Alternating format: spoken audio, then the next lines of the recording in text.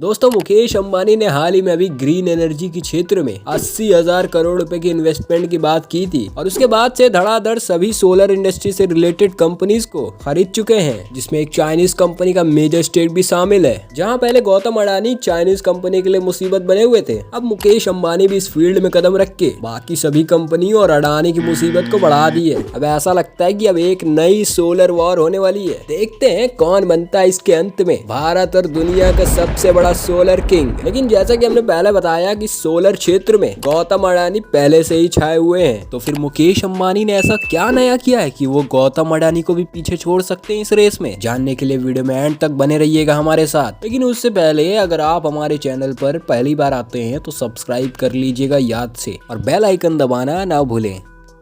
वैसे तो मुकेश अंबानी ने रिलायंस के पिछली एनुअल जनरल मीटिंग में अपना एजेंडा साफ कर दिया था। उन्होंने बताया था कि वो भारत में 4 गीगा फैक्ट्रीज को खोलने वाले हैं और वो इन सभी के साथ सोलर इकोसिस्टम बनाने को ध्यान दे रहे हैं। इस प्लान को जानने से पहले ये देख लेते हैं कि उन्होंने तब से कितनी कंपनीज में इन्वेस्ट किया है, ताकि प्लान समझना आसान हो जाए। तो बता दें, अंबानी ने अमेरिका की केलक्स कंपनी में $12 मिलियन में 20% स्टेक्स खरीद लिया है। जिन्हें नहीं पता है उन्हें बता दें कि केलक्स ऐसी कंपनी है जिसके पास जो अभी सोलर सेल की टेक्नोलॉजी है उससे 20% ज्यादा इफिशियंट टेक्नोलॉजी रखती है। इसके अलावा उन्होंने पूरे आरएसी ग्रुप को भी $771 मिलियन की भारी रकम को देकर एक्वायर कर लिया है। इसके अलावा स्टर्लिंग एंड विल्सन में एक बड़े स्टेक्स को लेकर उन्होंने सेंस हॉक के नाम के फर्म को भी $32 मिलियन में एक्वायर कर लिया है। सेंस हॉक वो कंपनी है जो ऐसे सॉफ्टवेयर्स बनाती है जो सोलर सेल प्रोडक्शन और स्पेशली उनके असेंबली लाइन प्रोडक्शन को काफी ज्यादा एफिशिएंट बना देता है।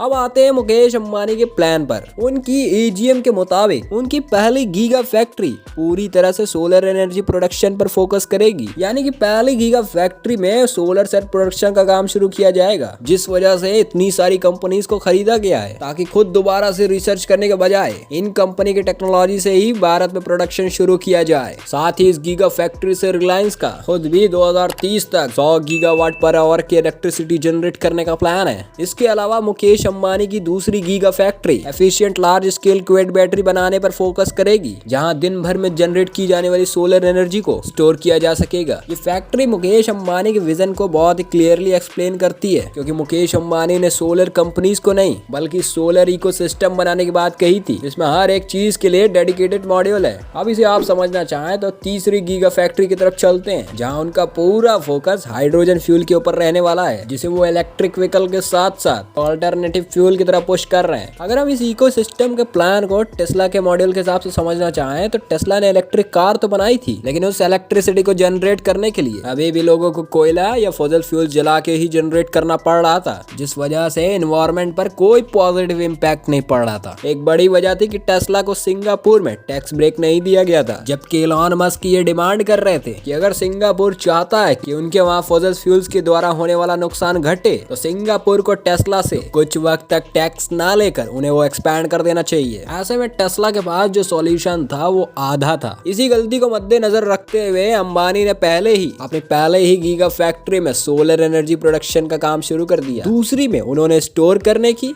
और तीसरी गीगा फैक्ट्री में वो हाइड्रोजन फ्यूल को जनरेट करने पर ध्यान दे रहे हैं, ताकि उन्हें बाद में किसी के ऊपर डिपेंड ना होना पड़े। ये पूरा इंफ्रास्ट्रक्चर मिलकर न सिर्फ लोगों को ट्रेडिशनल पावर की सप्लाई से दूर करेगा, बल्कि अंबानी को इस नई एनर्जी वॉर में एक बड़ा एडवांटेज देगा, क्योंकि जितने भी अल्टरनेटिव सोर्स ऑफ एनर्जी की बात आज चल रही है, सभी के लिए अंबानी ने एक बड़ा प्लान तैयार किया हुआ है। जहां गौतम अडानी ने कुछ साल पहले ही इन एनर्जी पर ध्यान दिया था और ऑस्ट्रेलिया से लेकर भारत तक में कई सोलर पार्क बना दिए थे, वहीं रिलायंस को भी ये समझ में आ गया है कि आने वाले समय में फॉसिल फ्यूल्स के ऊपर जिया नहीं जा सकता। मजेदार बात यह है कि जहां दो जायंट्स मुकेश अंबानी और गौतम अडानी क्लीन एनर्जी को लेकर फाइट कर रहे होंगे, अब सबसे ज्यादा फायदा भारत को होने वाला है, क्योंकि एक दूसरे को कॉम्पीट करने के लिए इन्हें एक दूसरे से ज्यादा एफिशिएंट बनना पड़ेगा। और अगर इसमें ये कामयाब हो गए तो यार अमेरिका के जो डॉलर है वो बहुत ही ज्यादा नीचे गिर जाएगा, क्योंकि फॉसिल फ्यूल को जानते ही होगे कि डॉलर में ही खरीदा जा सकता है। और इन सब में भारत के पास एक बहुत बड़ी अपॉर्चुनिटी रहेगी, वो विश्व गुरु बनने के लिए अपना दावा पेश करे। बहरहाल दोस्तों, क्या लगा आपको, क्या हो सकता है आने वाले समय में? वैसे जो होता रहेगा वो हमारे चैनल पर आपको मिलता रहेगा समय समय, तो चिंता की तो जरूरत ही नहीं है। सब्सक्राइब करके रखिए ताकि आप अपडेटेड रहें हमेशा टाइम टू टाइम। चलिए फिर मिलते हैं किसी और नेक्स्ट वीडियो में, तब तक के लिए गुड बाय।